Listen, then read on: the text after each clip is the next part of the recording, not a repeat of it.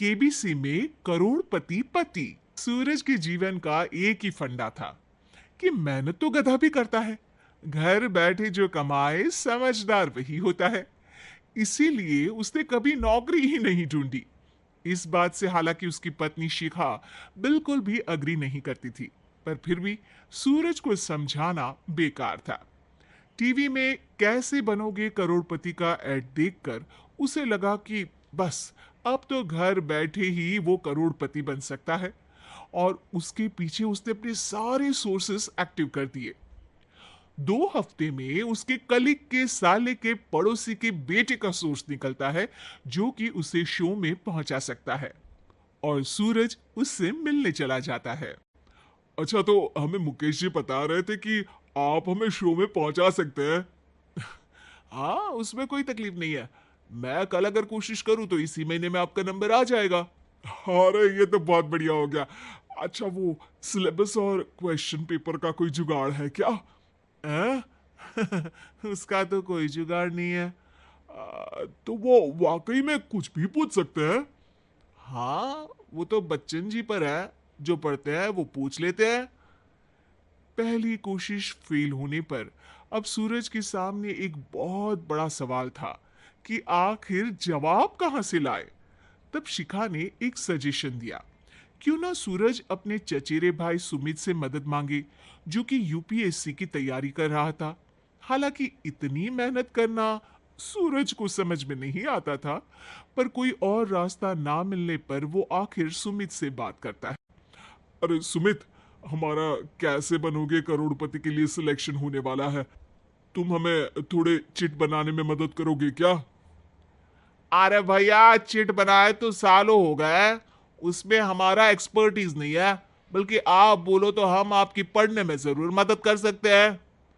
हट, कैसी अनाप शनाप बातें कर रहा है तू। सूरज ने सुमित को मना तो कर दिया था, पर तैयारी करने के सिवाय कोई चारा उसे दिख भी नहीं रहा था। खासकर जब 12 के पेपर लीक करने के एक्सपर्ट शुक्ला जो भी हाथ जोड़ लेते हैं। आखिर सूरज को सुमित के पास जाना ही पड़ा, और उसने सुमित और शिखा से वादा किया कि वो बहुत मेहनत करेगा। 1 महीने की तैयारी के बाद फाइनल हुआ कि शो से 1 हफ्ते पहले एक ट्रायल खेला जाएगा, जहां पर सारे रिश्तेदार ऑडियंस की जगह पर होंगे और शिखा सवाल पूछेगी। दूर दराज से भी रिश्तेदार आकर हाजिर हो गए देखने कि आखिर कैसे बनेगा सुमित करोड़पति। सब कुछ सेट था, और इतने में सूरज आकर अपना स्पीच देता है। ये 1 महीना मेरे लिए आसान नहीं था, पर अपने भाई सुमित और अपनी पत्नी शिखा की मदद से मैं इतनी दूर पहुंच पाया हूं। मेरे मम्मी पापा के आशीर्वाद ने भी बहुत साथ दिया है मेरा। मैं उम्मीद करता हूं कि आज के शो में आप लोगों को बहुत मजा आएगा। साक्षी पहला सवाल पूछती है, और पूरे कमरे में सन्नाटा छा जाता है। इंडिया में कितने स्टेट्स हैं? 3, सॉलिड, लिक्विड और गैस। अरे रुकिए, तो ऑप्शंस तो देने दीजिए। इतने में 5वीं कक्षा का चिंटू बोल उठता है। अरे क्या मामा, आप तो पहले सवाल पर ही आउट हो गए। अरे बेटा, पहला सवाल तो ट्रायल होता है ना। अरे तुम अब देखना। देखने जैसी बात तो थी ही। सूरज को इतना शांत किसी ने नहीं देखा था।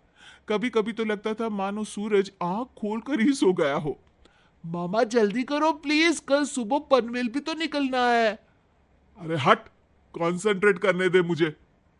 3 सवाल में 3 लाइफलाइन खत्म हो चुकी थी, और अब चौथे सवाल पर भी सूरज का मौन नहीं टूटा।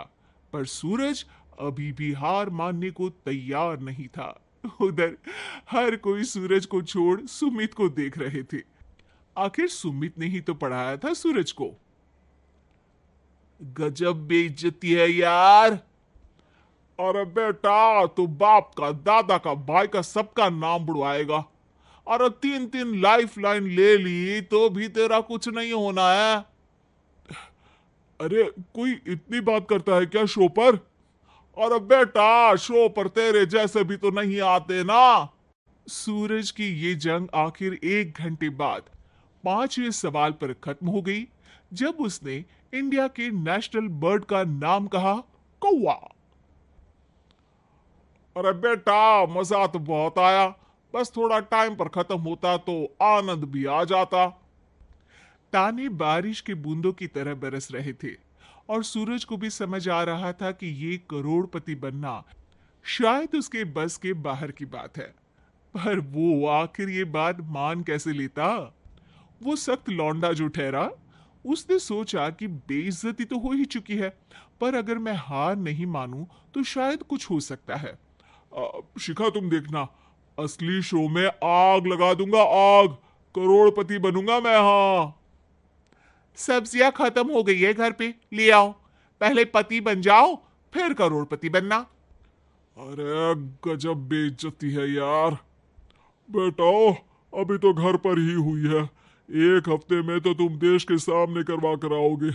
वैसे जब टीवी पर जाओ ना, तो बस अपने मम्मी का ही नाम लेना, ठीक है? कोई पूछे तो बोलना कि पापा नहीं है मेरे। अरे पढ़ाई की, पेपर निकलवाए, इतने सारे लोगों को खाना खिलवाया, क्या फर्क पड़ा? इसीलिए मैं कहता हूं कि मेहनत तो गधा भी करता है, घर बैठे जो कमाए वही सिकंदर। लेकिन मामा, गधे भी जानते हैं कि हमारा राष्ट्रीय पक्षी मोर है।